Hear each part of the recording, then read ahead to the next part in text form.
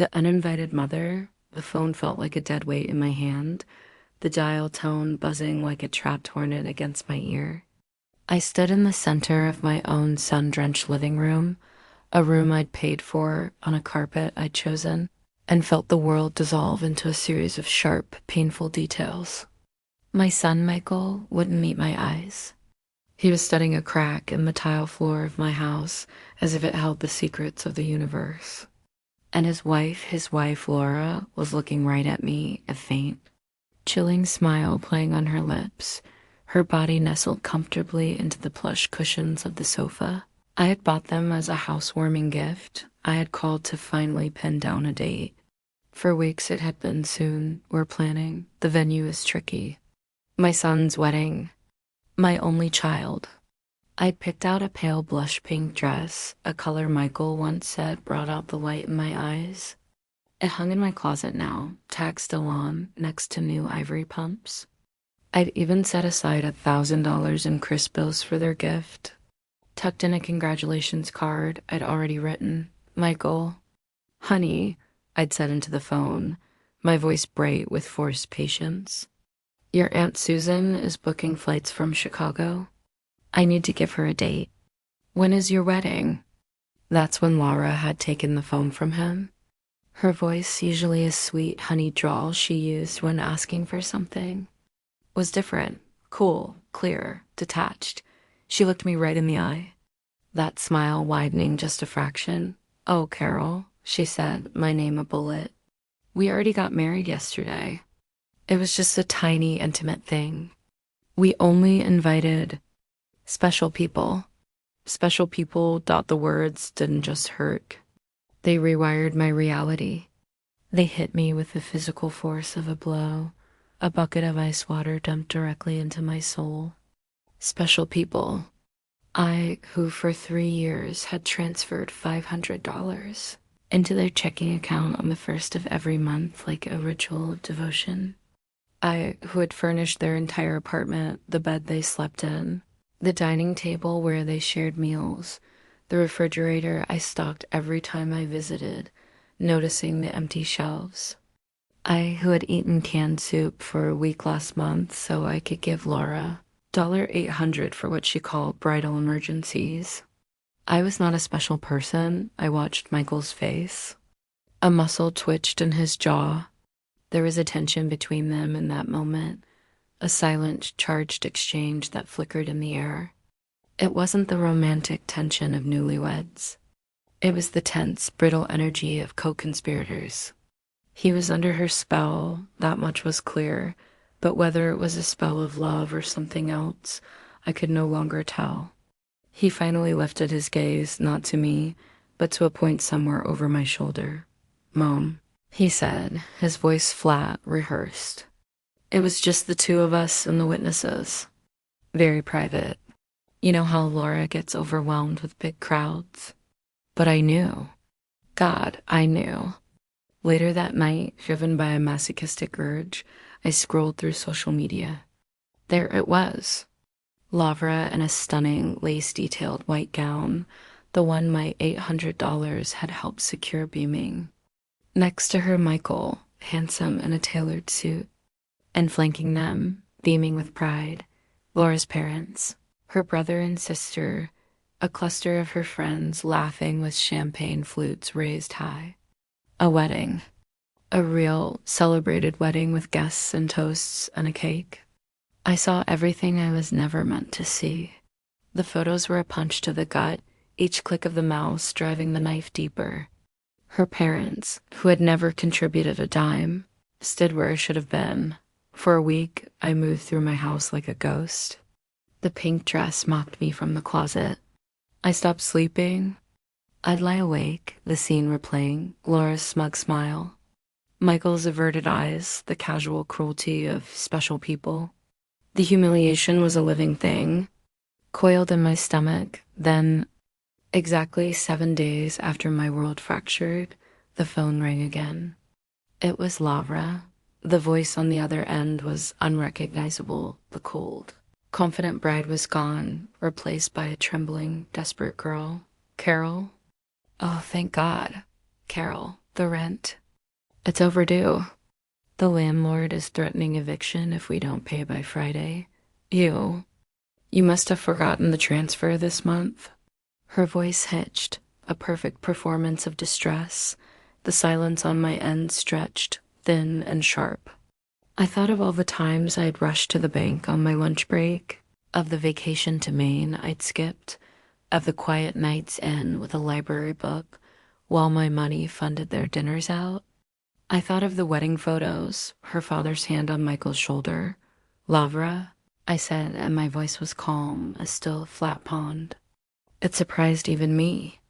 Didn't we recently establish something? About special people? The gasp on the other end was audible. What?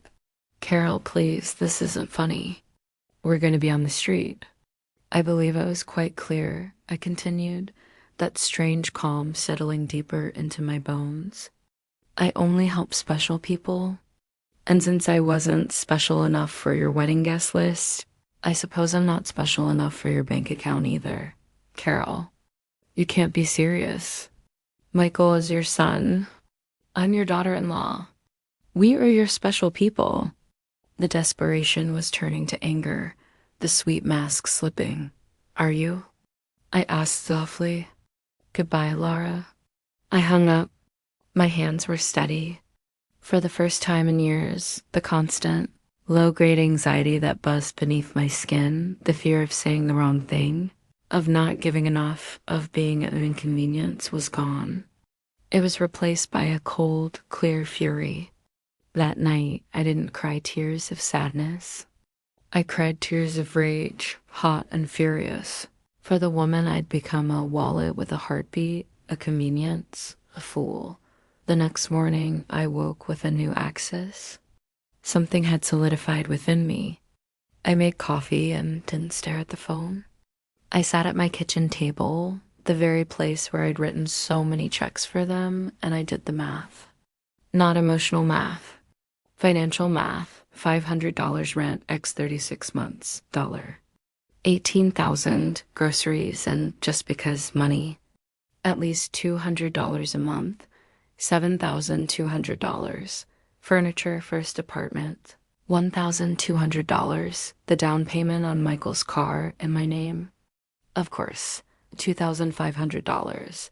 Laura's emergency dental procedure, $800. Birthdays. Christmases, anniversaries, easily $3,000. The $800 for the wedding dress. The $1,000 I'd saved for their gift. The total took my breath away. Over $33,000. $33,000 siphoned from the retirement fund my husband Tom had worked so hard to build. Money he'd left so I could watch sunsets from a porch somewhere. Not so I could finance the life of a woman who looked at me with contempt. The phone began to ring. Michael, then Lavra, then both, alternating. Text messages buzz like angry insects. Mom, call us. This is crazy. We need to talk. I deleted them. I silenced the phone. I got dressed and went for a walk, not to the bank or the store, but just to feel the sun on my face. Thought my final stop was the bank. Mr. Davis, the branch manager who had processed my faithful transfers for years, saw me through the glass. His kindly, concerned face was a stark contrast to the imagined sneer of Laura's father in those wedding photos. Mrs. Anderson, he said, gesturing me into his office. The usual transfer? No, Mr. Davis, I said, my voice firm. Today, I need to cancel all automatic transfers to Michael and Lavra Anderson, and I need to revoke any access they have to my accounts. He blinked, taken aback. Is everything all right? It will be, I said. And for the first time, I believed it. When I returned home, the silence of my house felt like a blessing.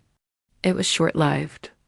I found 2 cars parked haphazardly on my lawn, Michael's Jeep and Laura's little sedan. A third, a sleek silver sedan I didn't recognize, was idling at the curb. My front door was slightly ajar. They had keys. I'd given them keys, Pushing the door open, the scene in my living room was one of surreal violation. Michael was pacing, running a hand through his hair. Laura was sitting on my antique armchair, her face pale. A man in a too-sharp gray suit was standing at my desk, leafing through a stack of my paper's bank statements. I realized with a jolt, what is the meaning of this? My voice cut through the room, sharper than I intended. All three jumped. Laura recovered first, springing up, her eyes instantly filling with manufactured tears. Carol, thank God. We've been so worried. You haven't been answering. You cut us off. We didn't know what to do. Michael stepped forward, his face a mask of strained concern. Mom, this is Dr. Fletcher. He's a family consultant. We're worried about you. This sudden change in behavior. At your age. The man, Dr. Fletcher, offered a slick, sympathy-laden smile. Mrs. Anderson, your children are very concerned. Erratic financial decisions, social withdrawal. These can be early signs of cognitive impairment. They've asked me to do an assessment. The audacity stole my breath. The romantic tension between Michael and Lavra was palpable now, not of love, but of a unified, greedy front. They were a team, and I was the obstacle. They weren't here to reconcile. They were here to lay the groundwork to declare me incompetent. To take what was left. Get out, I whispered, then found my strength. Get out of my house, now. Mom, be reasonable. Michael's voice took on that whining, petulant tone I realized he'd used since adolescence to get his way. We have bills. The rent, the car note, the credit card you co-signed. You can't just abandon us. Lavra chimed in, the tears gone, replaced by a steely ruthlessness. Everything you have will come to us eventually anyway, Carol. We're just trying to help manage things now before you make a terrible mistake. Dr. Fletcher placed a document on my coffee table. A temporary power of attorney would ease everyone's minds, Mrs. Anderson, while we get you the help you need. I stared at the paper, then at my son's face, now more stranger than child. The last vestige of the boy I'd raised, the one who'd clung to me during thunderstorms, vanished. In his place was a man consumed by entitlement, led by a woman, who saw my love as a weakness to be exploited. I picked up the document, walked to the kitchen trash can, and let it fall in. The only people leaving this house are you three, and give me my keys. I held out my hand. The confrontation that followed was ugly, filled with threats and venom. They left, finally, slamming the door so hard the windows rattled. But Dr. Fletcher's parting glance was a promise. This isn't over. He was right. The battle had just begun. The next morning, I was in the office of my own attorney, Sarah Jensen, a fierce woman with intelligent eyes. I told her everything. Money, the wedding, the invasion, the threat of a competency hearing. This is elder financial abuse. Carol, Sarah said, her pen tapping a staccato rhythm on her legal pad. And what they did yesterday. That's intimidation, possibly trespassing. We need to move fast. Together, we built a fortress. Sarah helped me draft a new will, leaving my entire estate to a charitable trust for adult literacy programs. We sent formal cease and desist letters to Michael, Laura, and Dr. Fletcher. I changed my locks, installed a security system with cameras, and moved my accounts to a new bank. The legal maneuvering from their side began within the week. A formal petition for a competency evaluation was filed, citing my irrational severing of financial support and paranoid behavior. The romantic tension I'd once hoped would blossom into a beautiful family life for my son had twisted into this illegal battle where my own mind was the contested territory. The court date was a nightmare of sterile lights and polished wood. Seeing Michael and Lavra across the aisle, holding hands, their heads bent together in conference with Dr. Fletcher and their lawyer, was a unique agony. They presented their case: a grieving, lonely widow, possibly suffering from early dementia, making reckless decisions contrary to her lifelong generosity. Then it was our turn. Sarah Jensen was a maestro. She presented my meticulous financial records not as proof of instability, but as evidence of systematic exploitation. She showed the court the wedding photos, highlighting the joyful presence of Laura's family. She played the security footage from my home of them entering without permission and Dr. Fletcher handling my documents. "Your Honor," Sarah said, her voice resonating in the quiet room, "this is not a case of cognitive decline. This is a case of a mother's heart breaking so completely that it finally sparked her mind to wake up. Carol Anderson isn't confused. She is crystal clear. She has been financially bled dry by the very people who should have cherished her.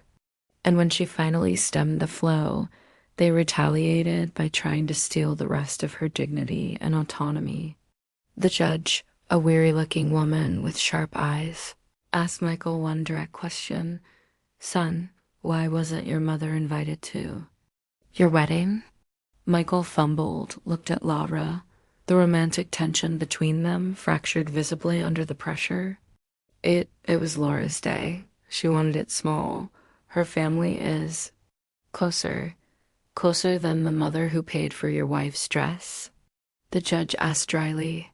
She dismissed the petition for competency evaluation with a swift strike of her gavel. She then issued a restraining order prohibiting Michael, Laura, or their representatives from contacting me or coming within 500 feet of my home. The victory in court was just, but it felt like ash. I had won my freedom, but I had lost my son. The finality of it settled over me in the weeks that followed. The phone stayed silent. The house was truly, irrevocably quiet. One afternoon, I was in the backyard, planting tulip bulbs something I'd always meant to do, but never had the time or spirit for. A shadow fell across the garden bed. I looked up, shielding my eyes from the sun dot. It was Michael. He stood at the edge of the property line, just outside the restraining orders. Boundary, looking thinner, older. The cocky assurance was gone. He looked broken. "Mom," he called out, his voice hoarse. I didn't speak. I just waited. "I'm sorry," he said, the words seeming ripped from him. It's over." With Lavra, he scuffed his shoe. On the pavement, the money dried up and so did she. She left last week, took what was left in the joint account. Turns out I wasn't a special person either once the check stopped. He looked at me then, and for the first time in years, I saw my son again, not the entitled stranger, but the scared boy. She had a plan, Mom, from the beginning, I think. Isolating me, maximizing what we could get from you, the wedding. It was her idea. Her parents paid for it as an investment, she said. I was so stupid. I was so in love with the idea of being loved by someone like her that I let her turn me into someone who could hurt you. The romantic tension that had bound him was now the source of his unraveling. The spell was broken, leaving only wreckage. I felt no triumph, only a profound, endless sadness. What do you want, Michael? Nothing. He shook his head vigorously. Not money, I needed you to know I'm sorry. I don't expect anything. I got a job, a real one, warehouse work. I'm going to pay you back. Every dime, it'll take my whole life, but I'll do it. He turned to leave. Michael. He stopped. The money is gone. Forget the money. I took a deep breath, the smell of freshly turned earth filling my lungs. If you want to pay me back, live a good life. Be a man your father would be proud of. Be a man you can be proud of. That's the only currency I care about anymore. He nodded, a single tear cutting a path through the grime on his cheek. He didn't ask to come in. He didn't ask for forgiveness. He just turned and walked away. I watched him go, my heart a battlefield of old love and new scars. Then I looked down at my hands, dirty with soil, engaged in the act of creating new life from barren ground. The hook of this story wasn't just the initial betrayal or the dramatic confrontation. It was this. Sometimes the most profound love requires the most painful boundaries. Sometimes saving yourself means letting go of the person you loved. Most, even if it leaves you standing alone in a quiet house. But in that silence, if you listen closely, you can finally hear your own voice again. And you can begin slowly to plant new seeds. The future was uncertain. Reconciliation with Michael was a distant, fragile possibility, not a guarantee. But for the first time in decades, my life was my own. The pink dress went to a charity shop. I used part of the money I'd saved for their wedding gift to book a small cabin by a lake for the fall. I started having coffee with a few women from my book club, conversations that didn't revolve around my children. The wound of special people would always be there, a tender scar. But it no longer defined me. I was Carol Anderson, survivor, gardener, work in progress. And that I was finally beginning to understand was more than enough.